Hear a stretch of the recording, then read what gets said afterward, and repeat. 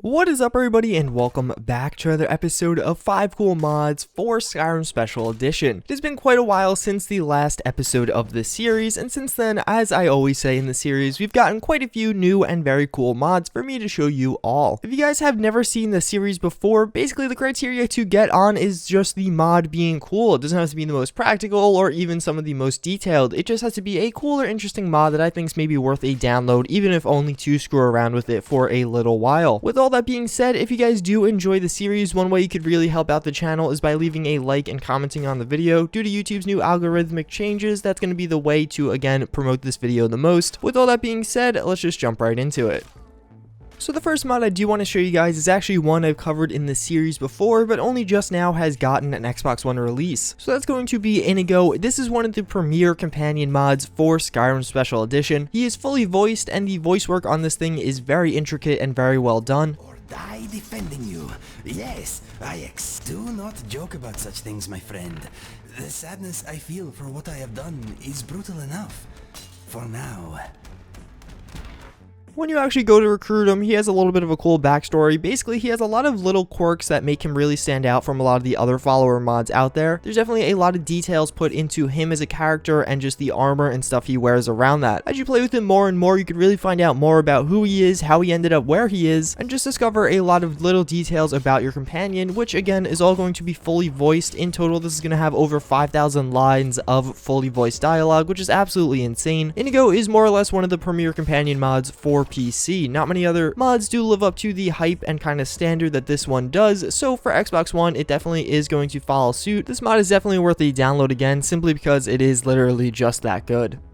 So up next, we do have Undeath Remastered. In the background of this one, I'm going to have a mix between some of my own gameplay starting the quest as well as some of the trailer, because I don't want to spoil too much. This is going to definitely be a very magic and mage oriented quest line. Basically, the premise behind this is there was an individual with a bunch of his followers trying to find the secrets of immortality. This quest is going to be centered around them. It's going to have a few different dungeons, a few new necromancer lairs, the obvious quest line itself with a bunch of custom voicing and stuff like that, as well as it's even going to add in some new spells for you to use as kind of a reward after you complete certain aspects of this quest. This is definitely going to be one of the higher quality quest mods out there, not on par with some of the massive ones, but definitely a good little one, especially for mage characters out there. I really like how this quest mod kind of defines itself in a certain category, and just everything about it is that. There's a certain theme that's established very early on, and you're going to see that theme constantly be reiterated through the quest, which I really like. On top of that, a really nice addition this also brings in is a fully custom soundtrack, so make sure to keep your music on as you are playing through this quest, and it really does help you get immersed in the quest there. All around, it's definitely going to be a very high quality quest mod, one of the ones I've actually enjoyed quite a bit more. Even though it's a bit smaller than some of the alternatives out there, I just found myself having a lot of fun while playing through this and really just enjoying myself a bit more than some of the alternatives.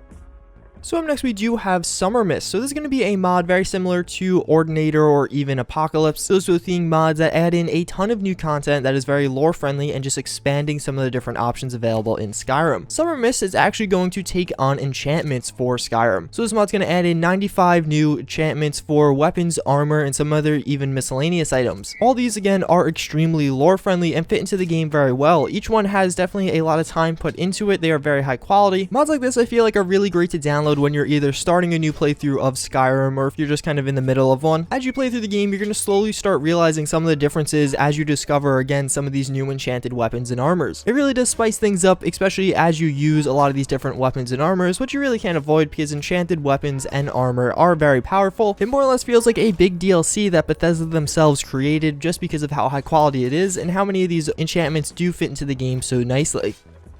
So next up, we have Rustic Cooking. This is going to be a part of the Rustic series of mods. Basically, a lot of these are going to be very high quality and very well made texture overhauls for different objects and items in Skyrim. So this mod's going to take on the cooking station, making all these textures 2K. There's also a 1K option, but if you're going to download a texture overhaul, I would definitely recommend downloading the 2K version. It really is a noticeable difference, especially when you get up close and personal with some of these different objects. They do look much sharper, and all around the texture differences are pretty noticeable if you switch from this back to vanilla Skyrim. All these Rustic mods in general are really renowned for being pretty simple fixes, but pretty noticeable ones after using them for a while. These cooking stations are going to be located in every single tavern in Skyrim, and even some of the different homes and outdoor little areas, so it definitely is going to be something you will come across pretty often. All around, the mod itself again is extremely high quality, and I definitely think downloading this is going to be worth the file size, simply because how much better it makes the cooking station look.